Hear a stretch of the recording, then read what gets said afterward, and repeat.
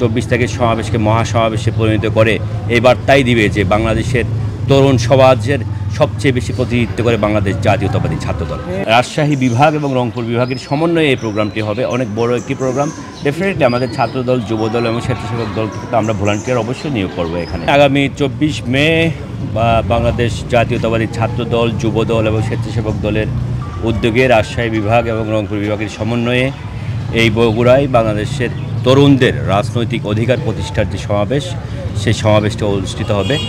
এই সমাবেশ উপলক্ষে ইতিমধ্যেই বগুড়া শহরে একটি সাজ রব উঠে গিয়েছে। সবাই এটা নিয়ে খুবই উদ্গ্রীব হয়ে দেখার জন্য অপেক্ষা করছে কোন দিনে ২৪ তারিখ এই তারুণ্যের সমাবেশটি অনুষ্ঠিত হবে।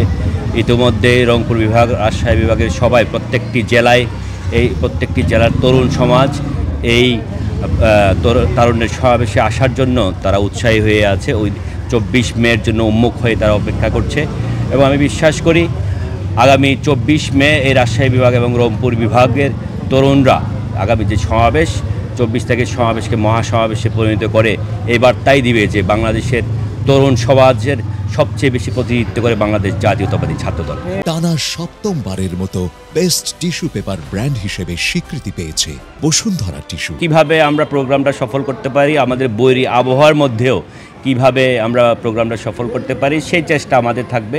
তদুপরি যারা এই তরুণরা যারা এখানে অংশগ্রহণ করবেন, তারাও কিভাবে এই বৈরী আবহাওয়ার দ্বারা ক্ষতিগ্রস্ত না হয়ে কিভাবে তারা সফলভাবে প্রোগ্রামটা সম্পন্ন করতে পারি, সেই ব্যবস্থা ইতিমধ্যে সে চিন্তাভাবনা আমাদের রয়েছে। যেহেতু আপনারা ইতিমধ্যে লক্ষ্য করেছেন যে বৈরী আবহাওয়া আর একটি পূর্বাভাস আমরা দেখতে পাচ্ছি।